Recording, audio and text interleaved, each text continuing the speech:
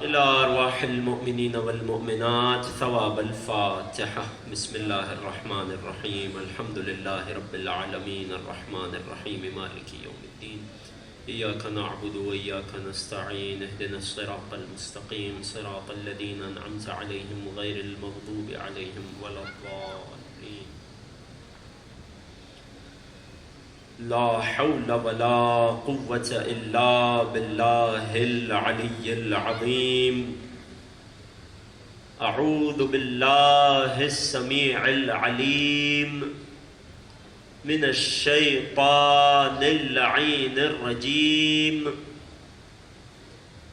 بسم الله الرحمن الرحيم. الحمد لله الذي خلقنا في أمة الذي فاز رتبته إلى قاب قوسين وأكرمنا بولاية وصيه الذي ردت له الشمس مرتين وجاهد بالسيفين وصلى إلى القبلتين وشرفنا بحب الزهراء أم السبطين وجعلنا من الباكين على مصاب الحسن والحسين والتسعة من ذرية الحسين الذين من بكى على مصابهم رجح حسناته أعمال الثقلين. والصلاة والسلام والتحية والإكرام على أشرف الكونين رحمة للدارين جد الحسنين مولى الكونين أعني أبا القاسم محمد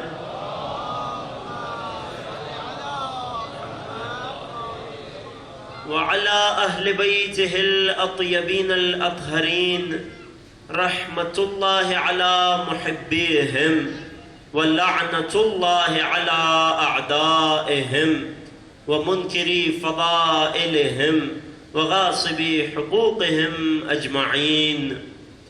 أما بعد فقد قال الله الحكيم في كتابه الكريم وكلامه العظيم. بسم الله الرحمن الرحيم. ثم أورثنا الكتاب الذين اصطفينا من عبادنا. صدق الله العلي العظيم. ایک درود ہدیہ کیجئے محمد و آل محمد.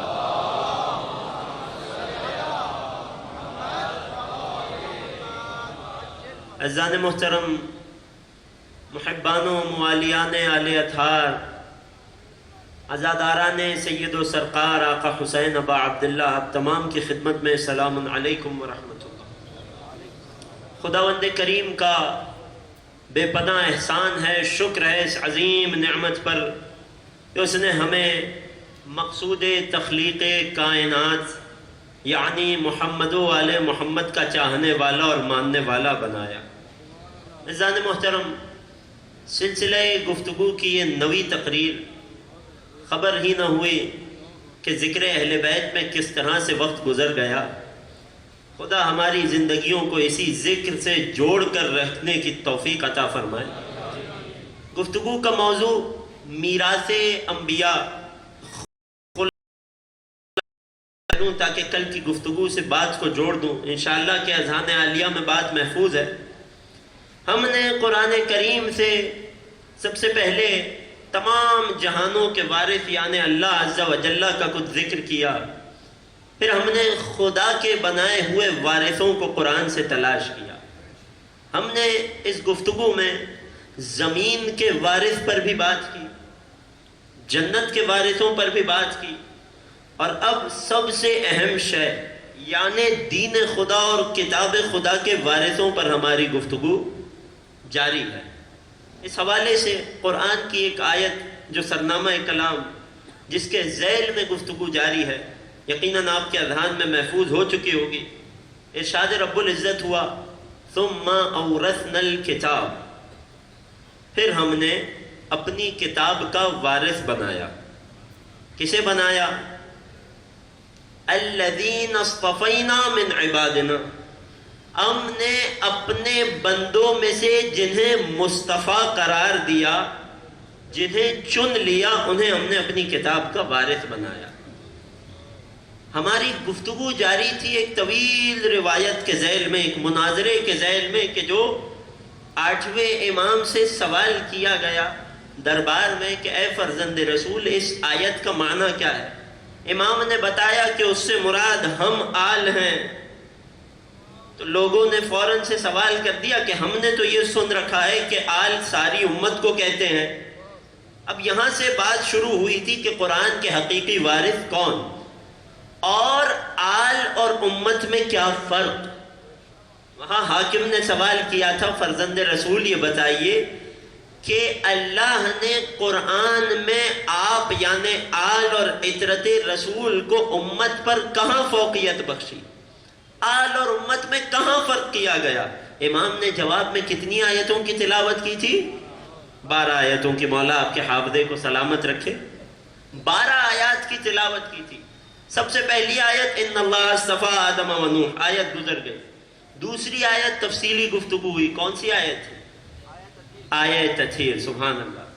تیسری آیت کے جس پر کل ہم نے بات کو تمام کیا، کہ جہاں امام نے آل اور امت کا فرق بتایا، کہ جہاں امام نے قرآن سے بتایا کہ ساری امت ایک طرف اور عترت رسول ایک طرف، آیہ مباہلہ، کل تفصیل سے بات ہو گئی۔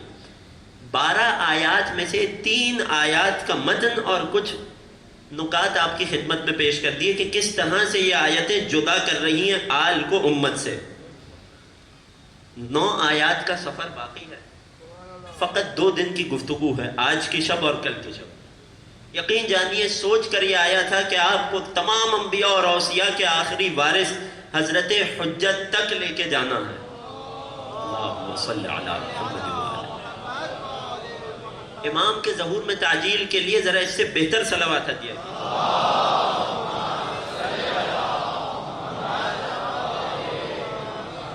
کوشش یہ رہے گی ان 2 شبوں میں، آخری 2 گفتگو، کوشش یہ رہے گی کہ اس گفتگو کو سمیٹا جائے۔ آئندہ باقی 9 آیات سے میں ذرا جلدی گزر جاؤں گا تاکہ کم از کم صاحب فرش عزا اور وارث انبیاء آقا حسین کے تذکرے پر اس میراث انبیاء کی گفتگو تمام ہو سکے۔ شرط یہ ہے کہ توجہات میرے ساتھ ہونی چاہیے، سفر آپ نے میرے ساتھ کرنا ہے تاکہ مجھے کوئی بات دہرانی نہ پڑے۔ توجہات میرے ساتھ ہیں؟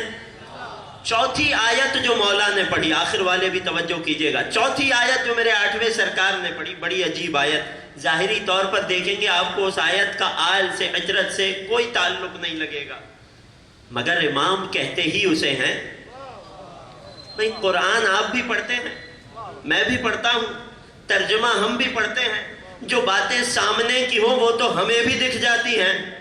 امام کہتے ہی اسے ہیں جو کتاب کے پوشیدہ راز کو نکال کر امت کے سامنے لے آئے۔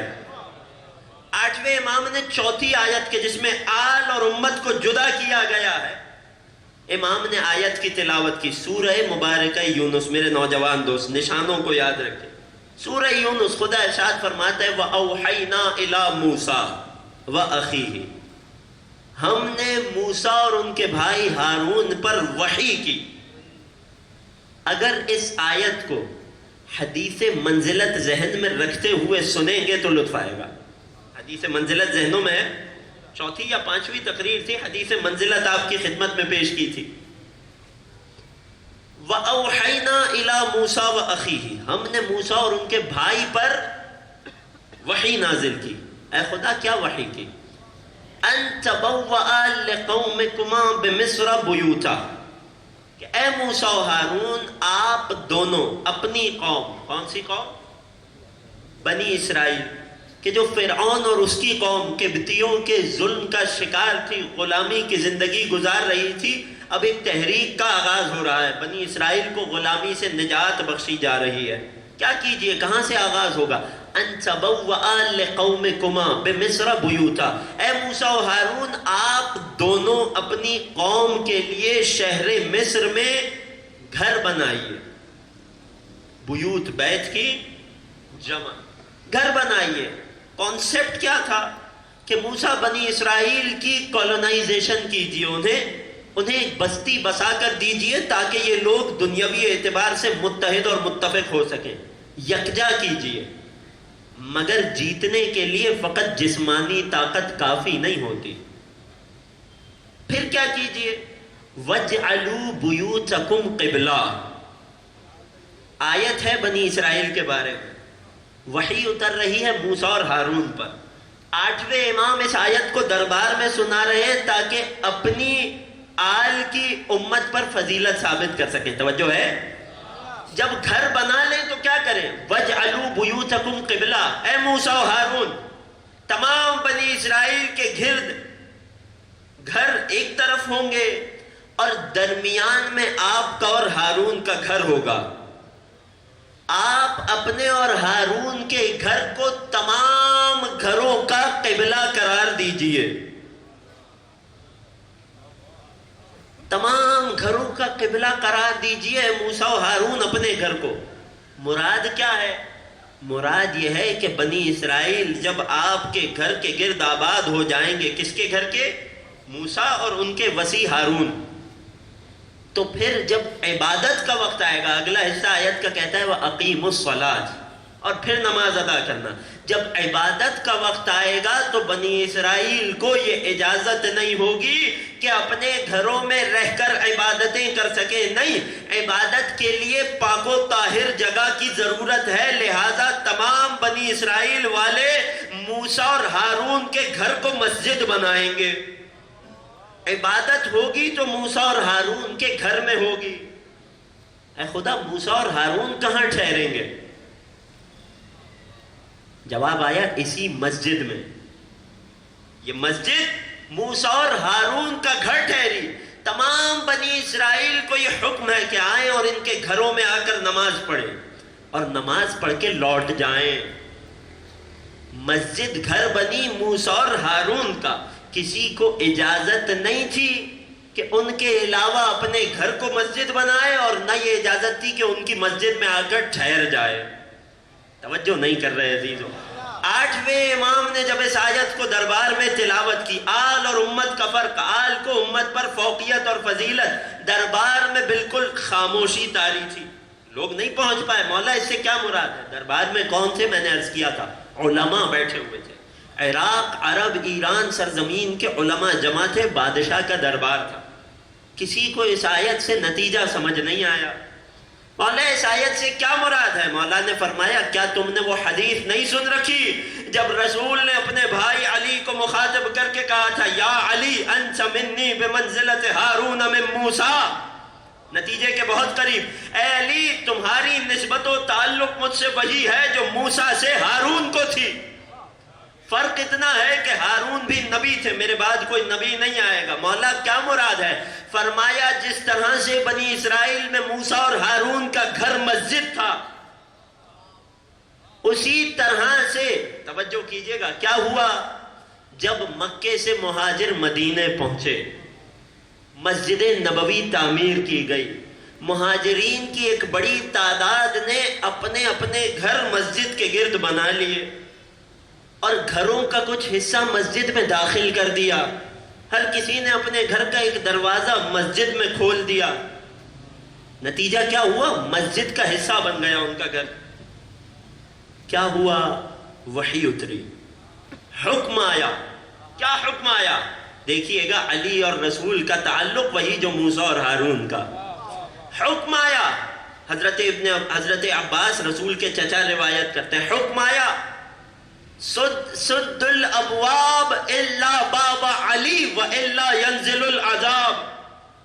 اے مدینے کے مہاجروں، اے امتیوں، تم نے اپنے گھروں میں مسجد کے دروازے کھول رکھے ہیں، جس کا جب دل چاہتا ہے منہ اٹھا کر مسجد میں داخل ہو جاتا ہے، مسجد میں رہائش اختیار کر لی، مسجد کو اپنا گھر بنا لیا۔ بعض اوقات بعض لوگ رات بھر مسجد میں سو جاتے تھے، پھر کچھ حالات میں اچانک اٹھتے اور اپنے گھروں کو دوڑتے۔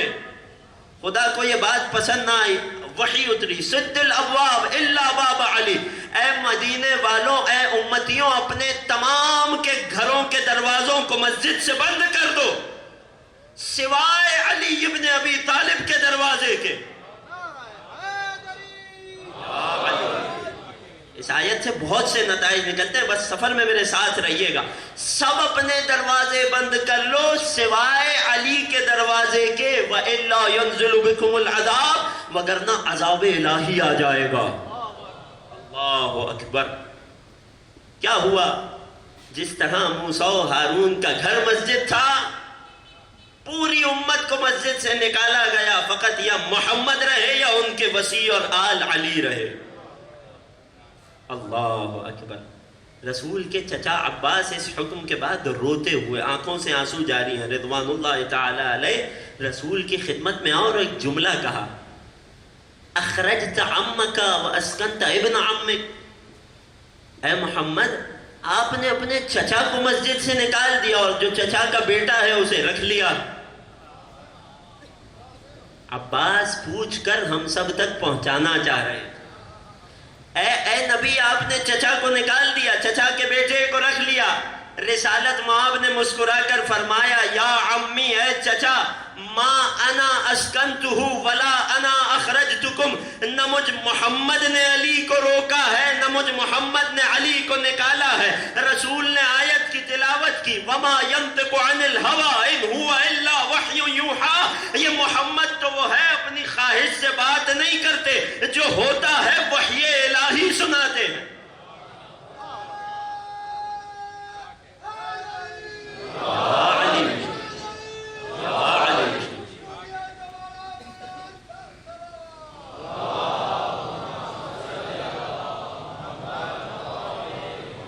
چچا، نہ میں نے آپ کو نکالا نہ میں نے علی کو رکھا، خدا نے آپ کو نکال دیا، علی کو رکھ لیا۔ آل اور امت کا فرق سمجھ آ گیا؟ امت وہ کہ جو فقط عبادت کے لیے مسجد میں جا سکے، آل وہ کہ جن کا گھر مسجد بن جائے۔ اللہ اکبر۔ کیوں؟ فقط یہ ایک آیت اور یہ حدیث کے جسے حدیث سد ابواب کہتے ہیں بہت بڑا فرق بتاتی ہے آل اور امت میں۔ آل وہ ہے جو ہر وقت مسجد میں ٹھہر سکتی ہے۔ اللہ اکبر۔ آل وہ کہ جو مسجد کو اپنا گھر بنا سکتی ہے۔ کیوں؟ کیونکہ یہ یطہرہم تطہیرہ کی مصداق ہیں، کیونکہ یہ ایسے پاک ہیں جیسا پاک ہونے کا حق ہے، نجاستیں ان سے دور دور رہتی ہیں۔ امت وہ کہ جسے اپنے آپ کو پاک کرنے کے لیے پانی کی حاجت ہو، امت وہ کہ جسے وضو کرنے کے لیے پانی کی ضرورت ہو، آل وہ کہ جن کے بدن سے لگ کر پانی کو پاکیزگی مل جائے، امت وہ کہ جسے طہارت کے لیے پانی کی حاجت ہو، آل وہ کہ جس کے بدن سے لگ کر پانی کو طہارت و پاکیزگی مل جائے۔ جملہ اور آگے کر دوں، رسول اور آل رسول وہ جن کے بدن سے پانی مس ہو جائے تو نہ صرف پاکیزہ ہو جائے بلکہ دوا بن جائے۔ بھائی مسلمانوں نے اپنی حدیث کی کتابوں میں لکھا، اصحاب کا طریقہ یہ تھا کہ جب رسول وضو کیا کرتے تھے تو اصحاب کھڑے رہ کر چلو کھول کر رہتے تھے کہ رسول کے وضو کا غسالہ ہمارے ہاتھ پہ گر جائے، یہ پانی نہیں یہ دوا ہے۔ میں ایک جملہ پڑھ کے آگے بڑھاؤں گا اگر توجہات میرے ساتھ ہیں۔ اس آیت سے آل اور امت کا فرق سمجھ آ گیا؟ اللہ اکبر۔ لوگ رسول وہ کہ جو ہر وقت مسجد میں ٹھہر سکتا ہے، نبی وہ کہ جو ہر حالت ہر وقت ہمیشہ مسجد میں رکے، مسجد کو گھر بنائے، اور تم وہ کہ جو خاص حالات میں مسجد سے نکال دیے جاؤ پھر بھی کہتے ہو کہ محمد ہم جیسا۔ اللہ اکبر۔ بات پہنچ رہی ہے؟ رسول آل رسول کے ایک درود پڑھیے محمد والا۔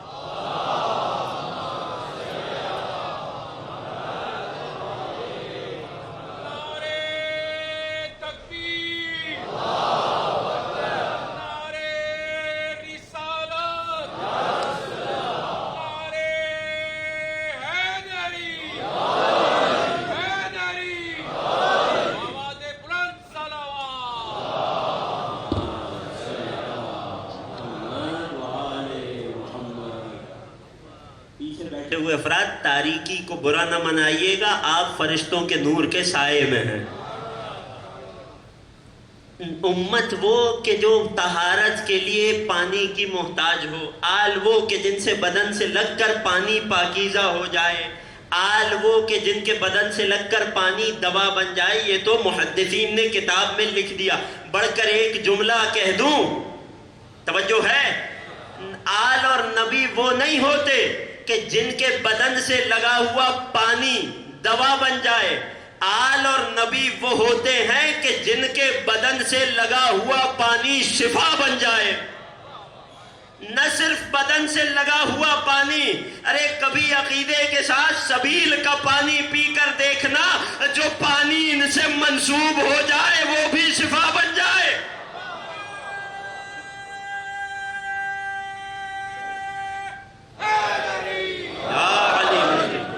بات تمام نہیں ہوئی وزیر، دوا اور شفا میں بڑا فرق ہوا کرتا ہے۔ اللہ اکبر۔ نبی کے بدن سے، آل رسول کے بدن سے لگا ہوا پانی، ان سے منسوب پانی دوا نہیں شفا بنتا ہے۔ دوا اور شفا کا فرق پیش کرتا ہوں 2-3 جملوں میں۔ دوا سبب ہے، شفا مسبب ہے۔ دوا راستہ ہے، شفا منزل ہے۔ اگر شفا کی امید نہ ہو تو کوئی دوا کو استعمال نہ کرے۔ توجہ ہے عزیزو، جملہ حوالے کر کے آگے بڑھ جاؤں گا۔ دوا سبب ہے، شفا مسبب ہے۔ دوا راستہ ہے، شفا منزل ہے۔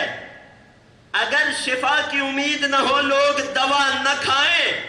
دوا کھا کر یقینی نہیں ہے کہ صحتیاب ہوگا یا نہیں ہوگا۔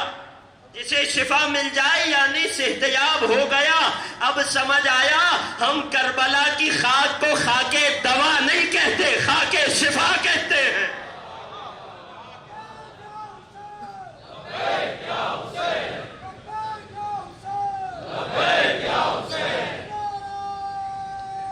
سب مل کر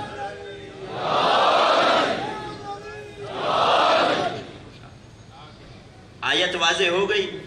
آل اور امت کا فرق سمجھ آ گیا ایک جملے میں۔ آل وہ جو جن کا گھر مسجد بنے، امت وہ کہ جو مسجد میں نہ ٹھہر سکے۔ مولا اگلی آیت بتائیے، 5ویں آیت جو مولا نے تلاوت کی، میرے اور آپ کے دل کے بڑے قریب یہ آیت، سورہ مبارکہ بنی اسرائیل کی آیت۔ ارشاد باری تعالیٰ ہوا، امام کا موضوع کیا ہے؟ وارث قرآن بتانا، جنہیں چن کر کتاب کا وارث بنایا ہے، وہ آل ہے، امت نہیں۔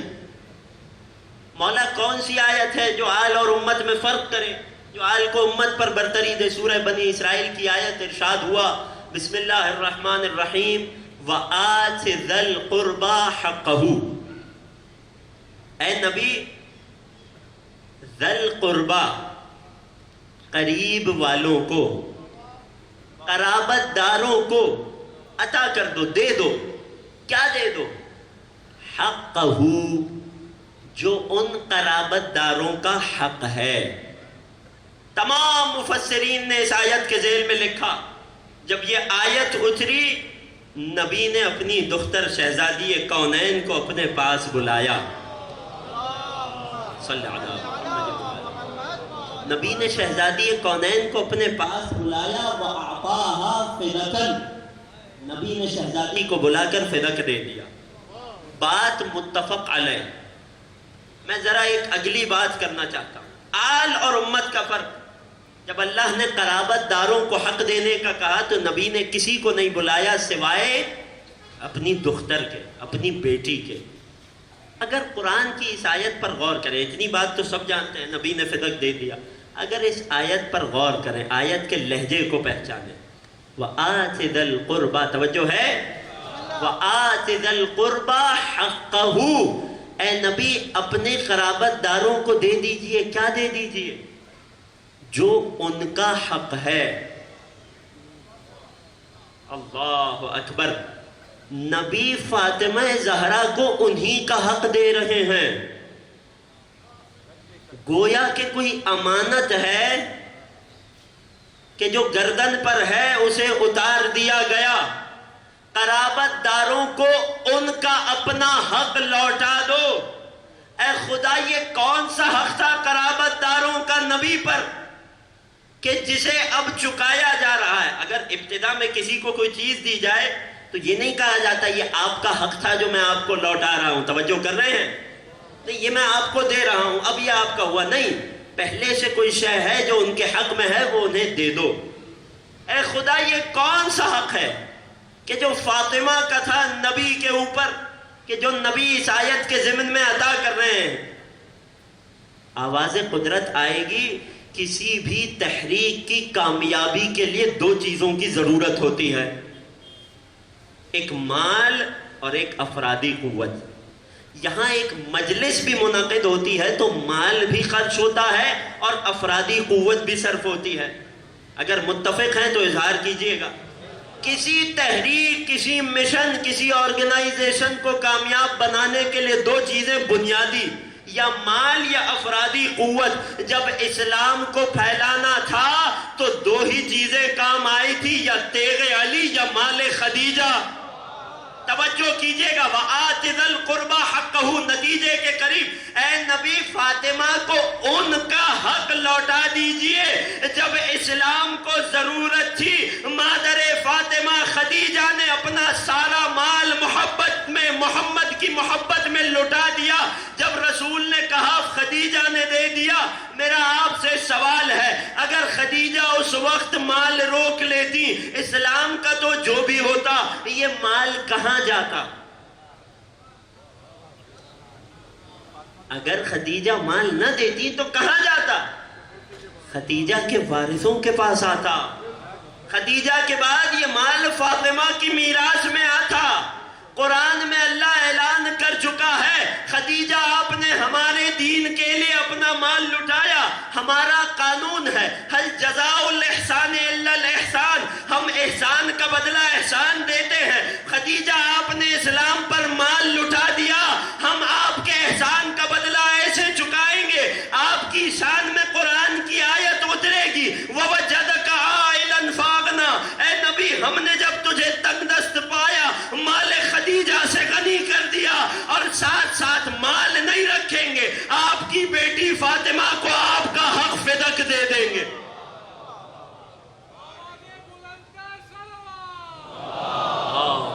صلی علی محمد وآلہ. اب سمجھ آیا؟ وَآتِ ذَا الْقُرْبَى حَقَّهُ، قرابت داروں کو ان کا اپنا حق لوٹا دیجئے. اللہ اکبر. نبی نے کیا عطا کیا؟ فدق عطا کیا. دو جملے اس فدق کی خصوصیات پر بھی سنتے چلے جائیے. توجہات ہیں؟ آپ ہمیشہ سے سنتے ہیں باغ فدق، باغ فدق، باغ فدق. ذہن میں خیال کیا آتا ہے؟ تصور کیا آتا ہے؟ کوئی بھی بتا سکتا ہے؟ ایک باغ ہوگا، کچھ چھوٹی موٹی زمین تھی، ایک باغ تھا. چلا گیا. جنہیں خدیجہ کا مال کھانے کی عادت لگ چکی تھی، چلا گیا. چھوٹی سی زمین تھی، شہزادی نے کیوں مطالبہ کیا؟ آج سنیے فدق کی قیمت کیا تھی، فدق کی سالانہ آمدن کیا تھی. تب سمجھ آئے گی اس فدق کی زمینوں کی اہمیت. فدق باغ نہیں تھا، فدق باغات تھے. فدق ایک ایریا کا، ایک علاقے کا نام تھا جس میں کئی 100 ایکڑ باغات تھے، جہاں سب سے اچھی کھجور اگتی تھی. فدق کی سالانہ آمدنی جانتے ہیں کتنی تھی اس زمانے میں؟ اس زمانے میں فدق نامی اراضی اور باغات کی سالانہ آمدن تھی 24,000 دینار. خاموشی آپ کا حق ہے. اس کی آج کے مطابق کیا قیمت ہے یہ بتائیے.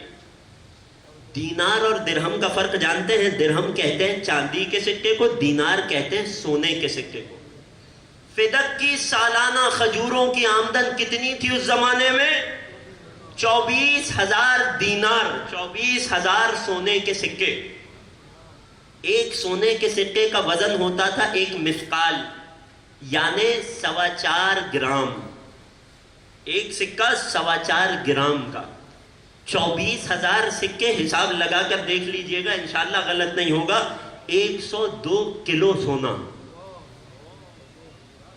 فدق کی سالانہ آمدن عرض کر رہا ہوں 102 کلو سونا، آج کے حساب سے قیمت دیکھیے $6 بلین بنتے ہیں، کوئی ارب 1.5 ارب روپیہ بنتا ہے سال کا۔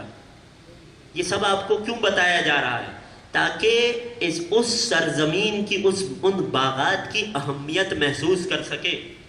رسول نہ صرف علی کو اپنا جانشین بنا کر گئے تھے، بلکہ پنجتن اور اپنی آل کو مالی اعتبار سے بھی اس قدر مضبوط کر کے گئے تھے کہ انہیں حکومت چلانے میں کوئی مشکل نہ ہو۔ اگر پیغام اور بات پہنچ گئی، ایک درود پڑھیں محمد والے۔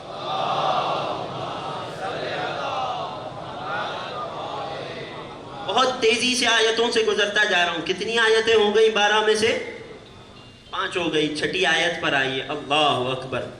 اب جو آیت پڑھنے جا رہا ہوں، بچے کو یاد ہے ہمارا بنیادی عقیدہ، موضوع اور سوال کیا؟ وارث قرآن کون؟ آیت صرف آل یا ساری امت؟ آل اور امت میں فرق کیا ہے؟ امام نے سورہ مبارکہ شورا کی اس آیت کی تلاوت کی جو ہم سب کے عقیدوں کی بنیاد ہے۔ ارشاد باری تعالی ہوا قل لا اسألکم علیہ اجرا الا المودۃ فی القربى۔ ماجرا کیا تھا؟ توجہ ہے؟ ماجرا کیا تھا؟ جب مدینے میں لوگ بس گئے، تجارتیں اچھی ہو گئیں، حالات سازگار ہو گئے، تو لوگ رسول کی خدمت میں آئے۔ یا رسول اللہ، آپ کے مہمان آتے ہیں، بڑے بڑے وفود آپ سے ملاقات کو آتے ہیں، آپ کا بڑا خرچہ ہوتا ہے، اگر یہ ہمارا مال حاضر ہے، آپ نے ہم تک دین پہنچایا، ہمیں جہنم سے بچایا، بدلے میں ہمارا یہ حقیر سا مال حاضر ہے، آپ اسے خرچ کیجئے۔ رسول نے مسکرا کر پلٹا دیا۔ اللہ اکبر۔ دوسرے دن آئے، رسول نے پھر لوٹا دیا۔ تیسرے دن آئے، اب جب آئے تو رسول پر آیت اتر چکی تھی، مخاطب کر کے فرمایا اگر تم میری رسالت کی اجرت دینا چاہتے ہو، اللہ اکبر، کچھ نہیں چاہیے تمہاری دنیا سے، لا اسألکم علیہ اجرا الا المودۃ فی القربى۔ اے رسول، آپ انہیں بتا دیجئے جب نوح سے اجرت کا پوچھا گیا تو کہا ان اجری الا علی اللہ، میری اجرت خدا پر۔ جب لوط سے پوچھا گیا کہا ان اجری الا علی اللہ، میری اجرت خدا پر۔ ہر نبی سے پوچھا گیا، ہر نبی نے کہا میری اجرت خدا کے ذمے۔ لیکن اے حبیب، یہ آپ سے پوچھ رہے ہیں، آپ بتائیے قل لا اسألکم علیہ اجرا الا المودۃ فی القربى۔ اے نبی، انہیں بتائیے اس رسالت پر کوئی اجرت نہیں چاہتا سوائے ایک بات کے کہ میرے قرابت داروں سے محبت کرنا۔ آیت پہنچی، سن کر لوٹے، مسجد میں چہم و گوئیاں ہونے لگی، لوگوں نے عجیب و غریب باتیں کی۔ جبرائیل رسول پر دوسری آیت لے کر اترے، رسول مسجد میں تشریف لائے، فرمایا ہل من حدث، کیا کچھ ہوا ہے، کوئی بات ہوئی ہے؟ کہنے لگے یا رسول اللہ، بات تو ہوئی ہے مگر ایسی ہے کہ آپ کے سامنے نہیں کی جا سکتی۔ وہ رسول قرآن کی آیت پڑھی، ام یقولون افترا، اے نبی آپ کے بارے میں کہتے ہیں والعیاذ باللہ کہ اپنی جانب سے گڑھ رہا ہے، الہی حکم نہیں، اپنی مرضی کی بات بتا رہا ہے۔ جب اس آیت کا سننا تھا، پیروں سے زمین نکل گئی، زاروں قطار آنسو آنے لگے۔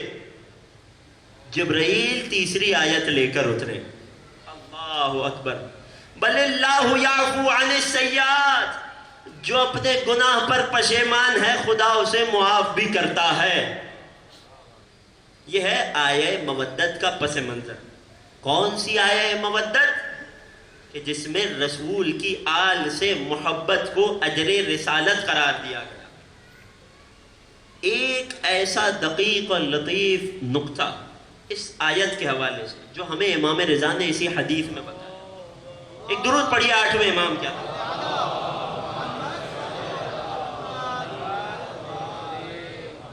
اللہ اکبر، قل لا اسألکم علیہ اجرا الا المودۃ فی القربى۔ آل اور امت کا فرق تو واضح ہے بھائی، اجر رسالت آل کی محبت کو قرار دیا گیا، امت کی محبت کو نہیں دیا گیا، بس اتنی سی بات ہے۔ ایک دقیق بات جو امام رضا نے بتائی، اور کوئی مفسر اور کسی مفسر کا ذہن وہاں تک نہ پہنچ سکا، اور یہ بات در حقیقت نبی کی ایک اور فضیلت ہے۔ نبی کا مقام کیا تھا؟ اگر نبی کے قول کو دیکھیں تو آیت گواہی بن کے آتی ہے، ما ینطق عن الہوی ان ہوا الا وحی یوحی۔ یہ جو کہتے ہیں اپنی مرضی سے نہیں کہتے، ان کا سب کہا وحی الہی ہوتا ہے۔ اگر نبی کے فعل پر آ جائیں تو آیت آتی ہے، ما رمیت اذ رمیت ولکن اللہ رما۔ اے نبی، یہ جو تیر آپ نے مارا ہے آپ نے نہیں مارا، اللہ نے مارا ہے۔ نبی کا قول اور نبی کا فعل۔ میرا آپ سے سوال ہے، اگر آپ کے بچے سے کوئی نفرت رکھے، اگر آپ کے بچے سے کوئی بغض رکھے، تو کیا آپ اس سے محبت رکھ پائیں گے؟ آسان سوال ہے، کوئی بھی جواب دے سکتا ہے۔ اگر کوئی آپ کے بچے سے دشمنی رکھے، کیا آپ اس سے بغض رکھ پائیں گے؟ توجہ کیجئے گا، آیہ مودت بھی نبی کی فضیلت کی طرف پلٹتی ہے۔ اللہ نے اپنے نبی کو تمام ایمان والوں، نیک اعمال کرنے والوں سے محبت کا حکم دیا تھا۔ اللہ نے اپنے نبی کو تمام کفار سے نفرت کا حکم دیا تھا، منافرت کا حکم دیا تھا۔ جن تک پیغام پہنچ گیا ایمان نہیں لائے، نبی کو تمام ایمان والوں سے محبت کرنے کا حکم دیا تھا۔ عین ممکن تھا کوئی مومن ہوتا، کوئی مسلمان ہوتا، تمام عبادتیں انجام دیتا، نماز ادا کرتا، روزہ رکھتا، زکوٰۃ دیتا، حج کرتا، تمام عبادتیں کرتا، ہر گناہ سے بچتا، مگر نبی کی اولاد سے بغض رکھتا۔ حکم خدا کیا ہوتا؟ اے نبی، یہ مومن ہے، آپ نے محبت کرنی ہے، مگر انسان کے قلب کا تقاضا کیا ہے کہ جو اولاد سے بغض رکھے گا انسان بھی اس سے نفرت رکھے گا۔ اللہ نے نبی کی اس مشکل کو بھی اپنی اطاعت کی طرف پلٹا دیا۔ اے نبی، ہم آپ کی آل کی محبت کو واجب اور فرض کر رہے ہیں، دین کا جز بنا رہے ہیں۔ اب کوئی بڑے سے بڑا مومن، بڑے سے بڑا نمازی، روزے دار سب کرتا ہو، لیکن آپ کی آل سے محبت نہ رکھے تو اب یہ حکم خدا کا نافرمان ہے۔ آپ کو بھی اجازت ہے اپنے دل میں اس سے نفرت رکھیے گا۔ اے نبی، آپ کی محبت بھی، آپ کی نفرت بھی حکم الہی کی تابع ہو گئی۔ جو پہنچ گئے، ایک درود پڑھیے رسول کے آدم۔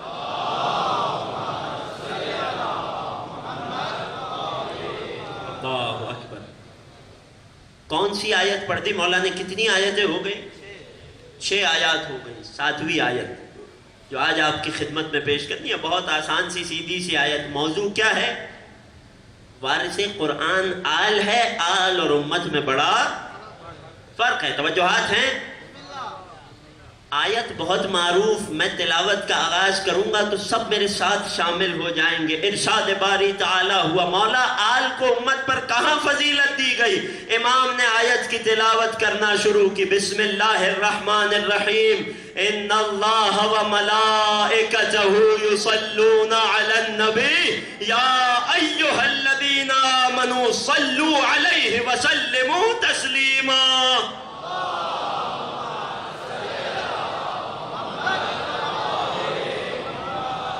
اللہ اکبر۔ پورے قرآن میں نبی کی فضیلت میں شاید اس سے بڑی کوئی آیت نہ ہو۔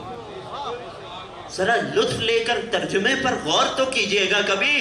ان اللہ و ملائکتہ، بے شک خود اللہ اور اس کے فرشتے کیا کر رہے ہیں؟ یصلون علی النبی، میں قربان ہو جاؤں محمد مصطفیٰ کی جوتی کی خاک پر۔ ان اللہ و ملائکتہ یصلون علی النبی، اللہ خود اور اس کے فرشتے نبی پر درود بھیج رہے ہیں۔ یا ایھا الذین آمنوا، اللہ اکبر۔ اللہ نے، اب ذرا سنیے گا اس کی اہمیت کو، اس آیت کے لہجے کی فضیلت کو، اہمیت کو محسوس کیجئے گا۔ آل کہاں پہنچ گئی، امت کہاں رہ گئی اس آیت کے بعد۔ اللہ نے قرآن میں ہمیں کئی عبادتوں کا حکم دیا۔ نماز پڑھنے کا حکم ہوا، اقیموا الصلاۃ، نماز قائم کرو۔ روزے کا حکم ہوا، یا ایھا الذین آمنوا کتب علیکم الصیام، ایمان والو تم پر روزے کو فرض کر دیا گیا۔ نبی کی فضیلت پڑھ رہا ہوں عزیزوں، توجہ ہے آخر میں بیٹھے ہوئے افراد تک۔ روزے کا حکم ہوا، واجب کر دیا گیا۔ حج کی آیت آئی، وَلِلَّهِ عَلَى النَّاسِ حِجُّ الْبَيْتِ، لوگوں پر واجب ہے کہ اللہ کے گھر کا حج کریں۔ زکوٰۃ کی آیت آئی، وَآتُوا الزَّکَاةَ، زکوٰۃ دیا کرو۔ قرآن میں اللہ نے ہمیں بہت سی عبادتوں کا حکم دیا، مگر کسی عبادت اور عمل میں یہ نہیں کہا کہ اے ایمان والو اللہ خود یہ کام کرتا ہے تم بھی کیا کرو۔ لیکن جب نبی پر درود کی باری آئی، ارشاد ہوا اللہ خود درود پڑھتا ہے تم بھی پڑھا کرو۔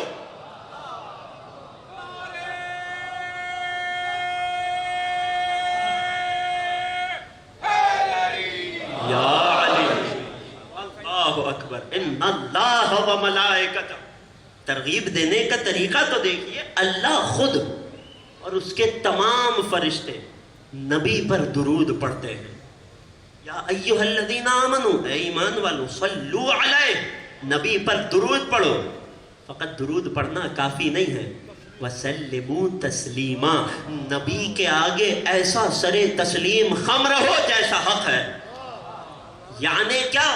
نبی کی بات کے آگے کبھی کوئی چوں چرا نہ کرنا۔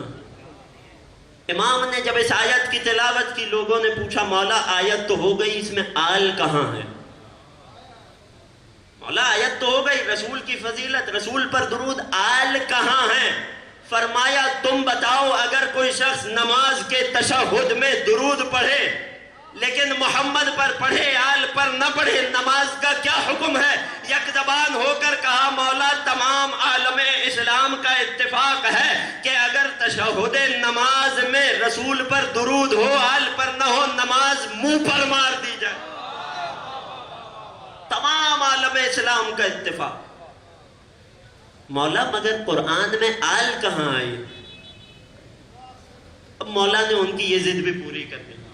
سورہ مبارکہ شعراء، جب نوح پر درود بھیجا تو آواز آئی سلام علی نوح فی العالمین، تمام جہانوں میں نوح پر ہمارا سلام۔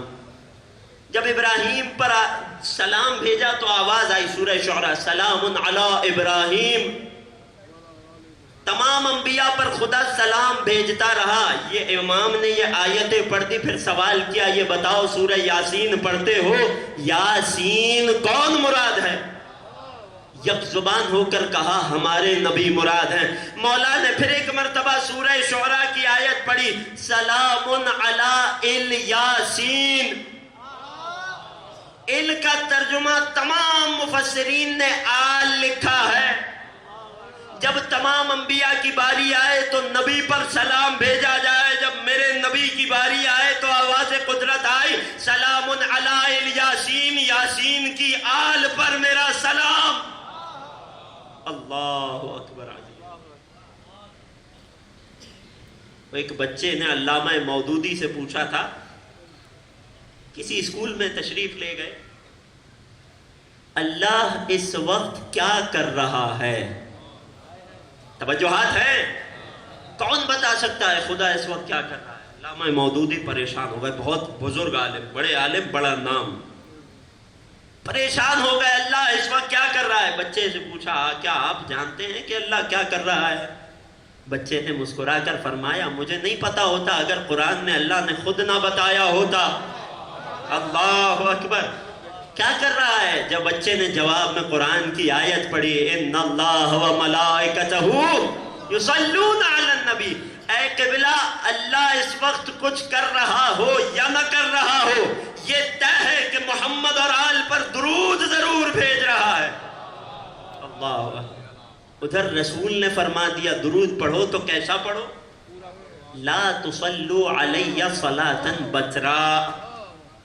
آسان ترین ترجمہ کروں، خبردار مجھ پر دم کٹی صلوات نہ پڑھنا۔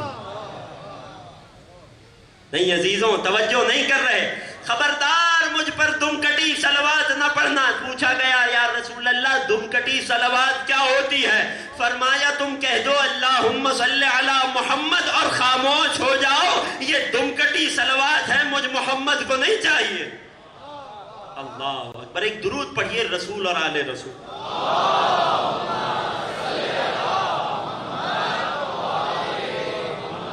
اب جب درود پر بات آئی ہے بڑے آرام سے ہم پڑھ کے گزر جاتے ہیں. ذرا درود پڑھنے کا وہ عبادت کہ جس میں پہلے خدا اپنے ہونے کا اعلان کر رہا ہے پھر ہمیں ترغیب دے رہا ہے, اس کی فضیلت بھی ایک جملے میں سن لیجئے تاکہ آج بات یہیں پر روک دوں. رسول اللہ جب معراج پر تشریف لے گئے, نتیجے پر نظر رکھیے گا اور توجہ میرے ساتھ ہے. رسول معراج پر تشریف لے گئے, چوتھے آسمان پر ایک عجیب اور غریب خلقت خدا دیکھی. جبرائیل سے پوچھا یہ کیا ہے؟ جبرائیل نے بتایا یا رسول اللہ یہ اللہ کا فرشتہ ہے. یہ کیسا فرشتہ ہے؟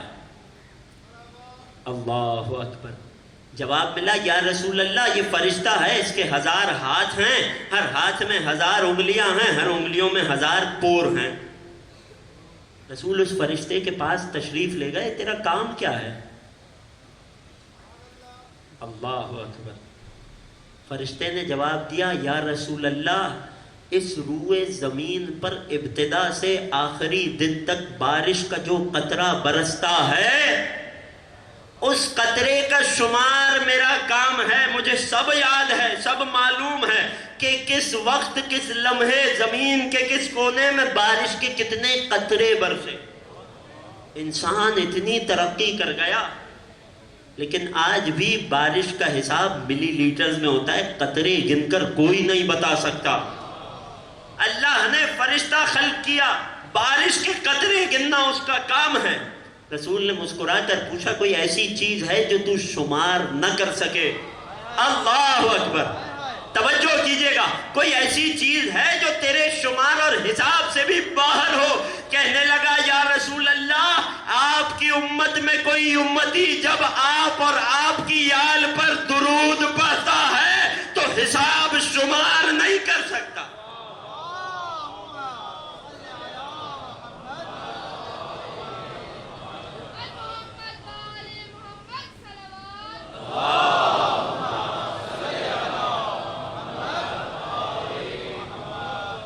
درود کا ثواب شمار نہیں کر سکتا. ایک اور شے ہے کہ جس کا شمار یہ فرشتہ نہیں کر سکتا. اللہ اکبر. توجہ ہے. آخری جملہ زحمت تمام وقت ہو گیا. رسالت مآب نے خود ارشاد فرمایا ان اللہ تبارک و تعالی جعل لأخی علی ابن ابی طالب فضائل لا یحصى عددها الا اللہ.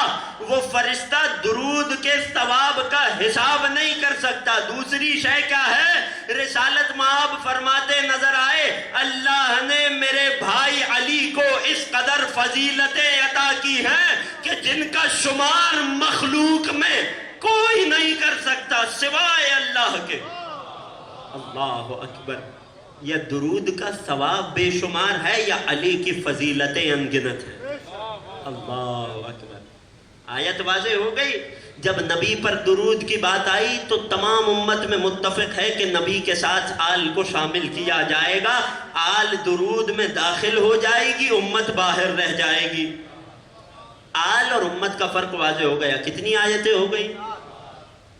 8ویں آیت ہے آیت خمس کہ جس پر کل تفصیل سے بات ہوگی انشاءاللہ بتوفیق الہی. خلاصہ یہ ہے جو امام نے ابتدا میں فرق بیان کیا تھا آل اور امت کا, جب لوگ کہہ رہے تھے مولا امت ہی پوری آل ہے, آل ہی پوری امت ہے, رسول کہہ گئے امتی آلی, رسول سے منسوب کیا گیا تھا. مولا نے کیا فرمایا تھا؟ ایک جملے میں رد کیا تھا اس دعوے کو.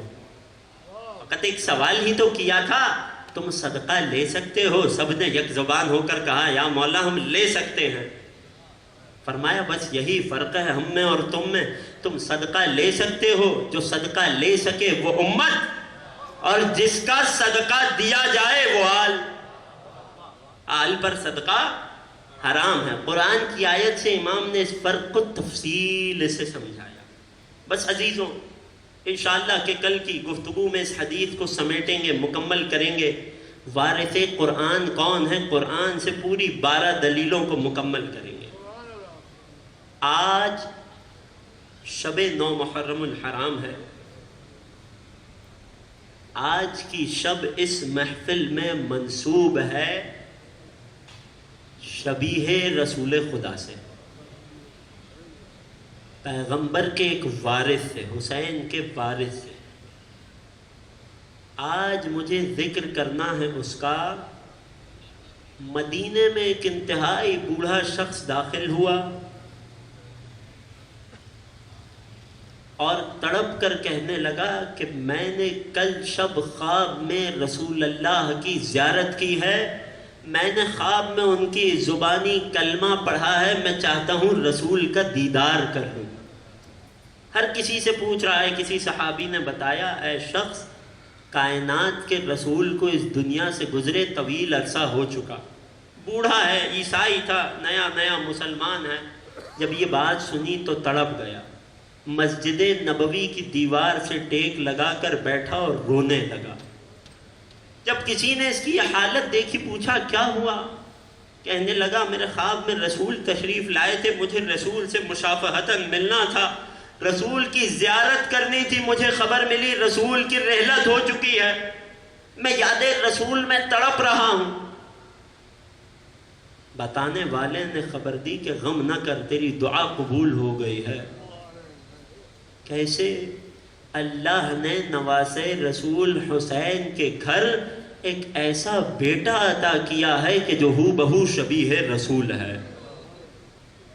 بوڑھے نے جب یہ سنا خوشی سے پھولا نہ سمایا، رسول کے حسین کے دروازے پہ پہنچا، دق الباب کیا، حسین تشریف لائے، کیا ہوا؟ کہنے لگا اللہ نے آپ کو ایک ایسا بیٹا دیا ہے جو شبیہ پیغمبر ہیں، میں فقط ایک جھلک اس کی زیارت کرنا چاہتا۔ امام حسین گھر تشریف لے گئے، علی اکبر کو گودی میں اٹھایا، کم سنی میں ہیں علی اکبر، گودی میں اٹھایا اور دروازے پہ لے آئے۔ بوڑھا چومتا جاتا ہے اور زیارت کرتا جاتا ہے، امام کا شکریہ ادا کرتا جاتا ہے۔ نہ جانے حسین کو کیا خیال آیا، بوڑھے سے ایک سوال کیا، یہ بتا کہ یہ بچہ کتنا خوبرو ہے؟ کہنے لگا مولا میرے پاس اس سوال کا جواب نہیں ہے، میرے بچے قربان اس بچے کی خوبصورتی پر۔ مولا نے سوال کیا یہ بتا کہ اگر اس بچے کو کوئی تکلیف پہنچے تو تیرا کیا عالم ہوگا؟ تڑپ گیا، مولا یہ شبیہ رسول ہے، مولا مجھے اپنی آنکھ میں کانٹا برداشت ہے، اس بچے کے پیروں میں چبھنے والا کوئی چھوٹا سا کانٹا برداشت نہیں ہے۔ حسین نے جب اس بوڑھے کی چاہ کو سنا، فرمانے لگے ایک دن آئے گا جب یہ بچہ پل بڑھ کر کڑیل جوان ہو چکا ہوگا، کربلا کا میدان ہوگا، اس کا جگر زخمی ہوگا۔ بوڑھے نے سنا، چیخ مار کر گرا، برداشت نہ کر پایا، بے ہوش ہو گیا۔ میں کہوں گا بوڑھے فقط سنا تھا، برداشت نہ کیا، ذرا سوچ کربلا میں ام لیلہ کا کیا حال ہوگا۔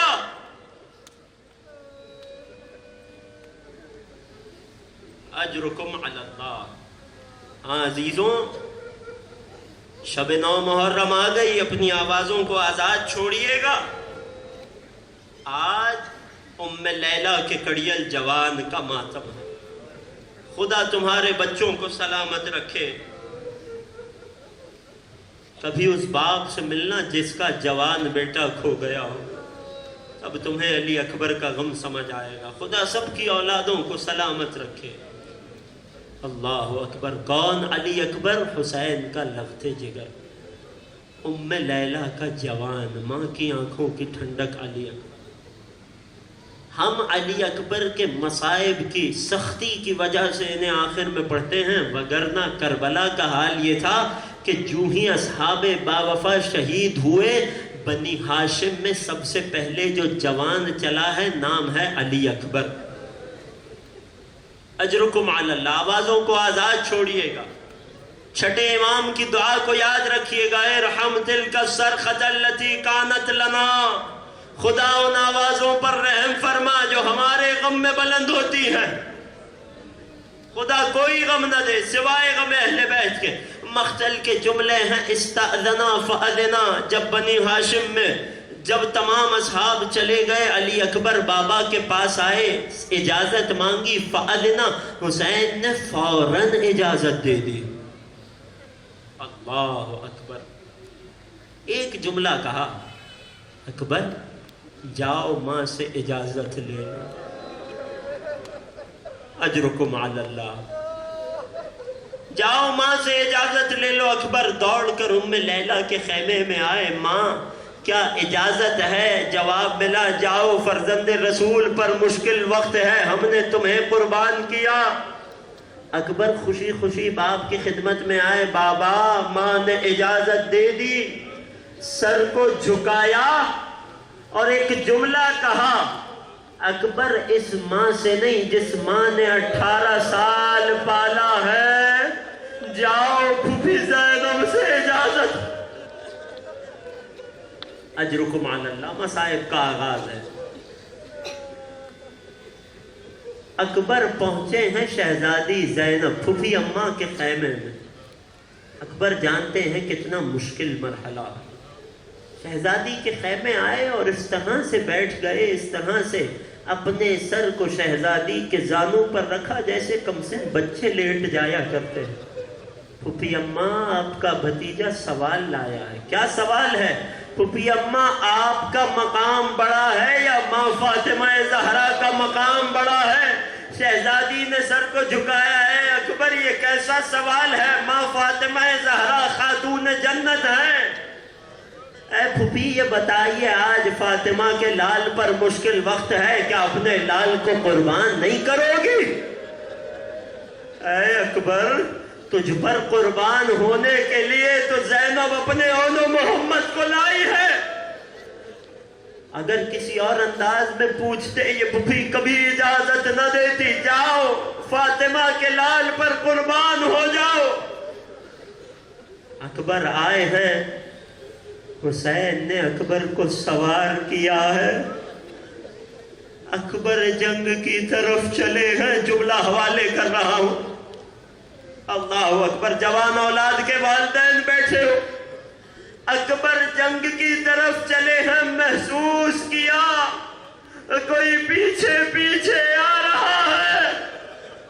جب اکبر نے گردن کو موڑ کر دیکھا، کیا دیکھا؟ بوڑھا باپ ہے، گھٹنیوں کے بل آ رہا ہے۔ اکبر محلن محلہ یا علی اکبر، آہستہ آہستہ سواری سے نیچے اترے۔ بابا آپ نے ہی تو اجازت دی۔ حسین نے اکبر کو ایک جملہ کہا، اکبر اگر تجھ جیسا کوئی تیرا جوان بیٹا ہوتا، اجرکم علی اللہ، اجرکم علی الزہرا، خدا کوئی غم نہ دے سوائے غم حسین کے۔ آوازوں کو آزاد چھوڑیے گا۔ ام لیلہ کو پرسہ دینا ہے، شہزادی کونین کو علی اکبر کا پرسہ دینا ہے۔ اے علی اکبر تجھ جیسا کوئی تیرا بیٹا ہو۔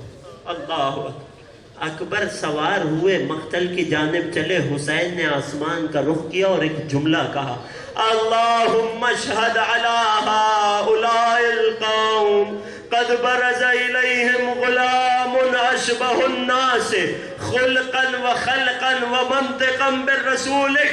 اے خدا تو اس قوم پر گواہ رہنا کہ اب ان میں اسے بھیج رہا ہوں جو اپنی صورت میں، سیرت میں، گفتار میں، کردار میں ہو بہو تیرے نبی کی شبیہ ہے۔ وَكُنَّا إِذَا اشْتَقْنَا إِلَىٰ زِيَارَةِ نَبِيِّكَ زُرْنَا۔ اے خدا اب اسے بھیج رہا ہوں جب تیرے نبی کی زیارت کا شوق اٹھتا ہم علی اکبر کی زیارت کرتے۔ اجرکم علی اللہ، اجرکم علی الزہرا، خدا کوئی غم نہ دے، نہ جانے اگلی ماہ محرم نصیب ہو نہ ہو۔ اللہ اکبر چلے ہیں اور رجس خانی کی ہے، رجس پڑی ہے، انا علی ابن الحسین ابن علی نحن و بیت اللہ اولا بالنبی۔ میں علی ابن حسین ابن علی ہوں، خدا کی قسم ہم نبی سے سب سے زیادہ قریب ہیں، ہم وارث محمد ہیں۔ اضربکم بالسیف احمی عن ابی ضرب غلام ہاشمی علوی، میں اپنی اس تلوار سے تمہیں اپنے بابا کے دفاع میں ایسا وار کروں گا کہ جیسے ایک ہاشمی جوان کے، علوی جوان کے وار کرنے کا حق ہے۔ اکبر نے رجز پڑی ہے، اکبر تلوار چلا رہے ہیں، جنگ کرتے جاتے ہیں۔ تاریخ نے لکھا اکبر نے تنہا 70 لعینوں کو واصل جہنم کیا۔ ادھر حسین ام لیلہ کے خیمے میں تشریف لائے۔ ام لیلہ آپ ماں ہیں، اولاد کے حق میں ماں کی دعا بڑا جلدی قبول ہوتی ہے۔ ام لیلہ بس ایک دعا کر دے، خدا مجھے میرے اکبر سے ایک بار ملا دے۔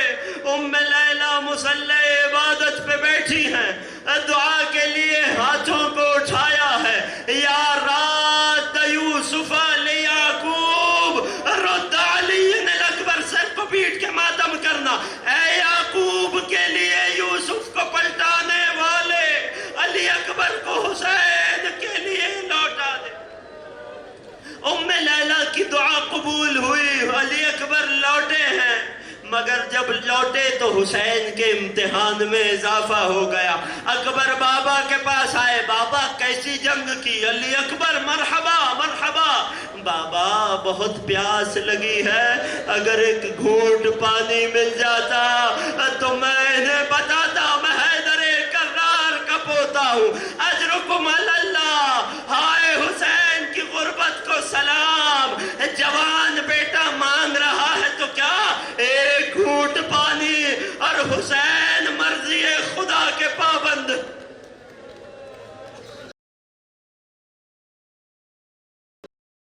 کیا کیا؟ وضع فمہ وضع لسانہ بفم علی، حسین نے اپنی زبان مبارک علی اکبر کے ہونٹوں سے لگائی، تڑپ کر پیچھے ہٹے۔ بابا آپ تو مجھ سے زیادہ پیاسے ہیں، اے علی اکبر جاؤ، نانا حوض کوثر سے سیراب کریں گے، آزاداروں سر کو پیٹ کر ماتم کرنا۔ ام لیلہ کی کمائی لٹنے جا رہی ہے، علی اکبر جنگ کو چلے ہیں۔ پسرے سعد نے آواز دی، علی کا پوتا ہے، چاروں جانب سے گھیر لو۔ حسین ابن نمیر آگے بڑھا، برچھی سے وار کیا، علی اکبر کا کلیجہ چھٹ گیا۔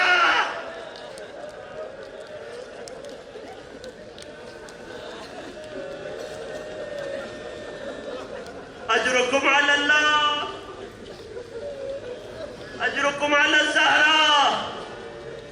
جوان زین فرس پر نہ سنبھل پایا، زمین کربلا کی سمت آیا۔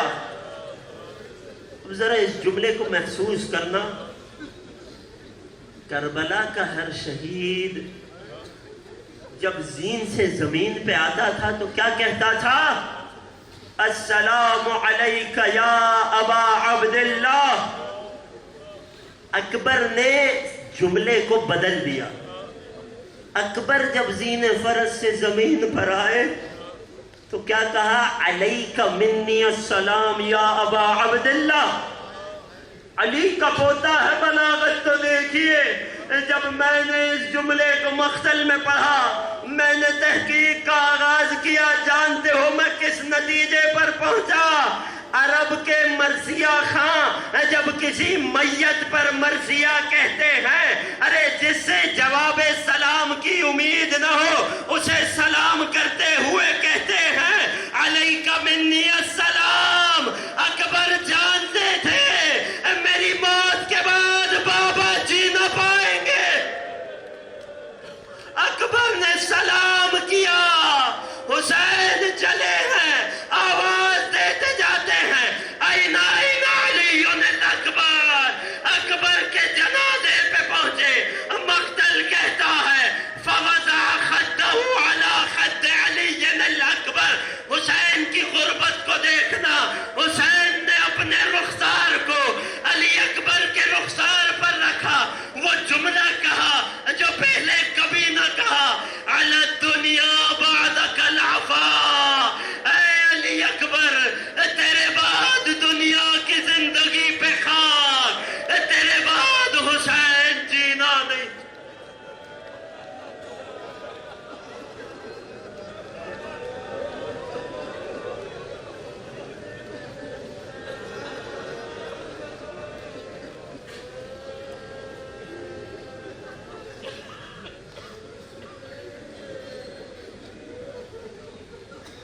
محتمل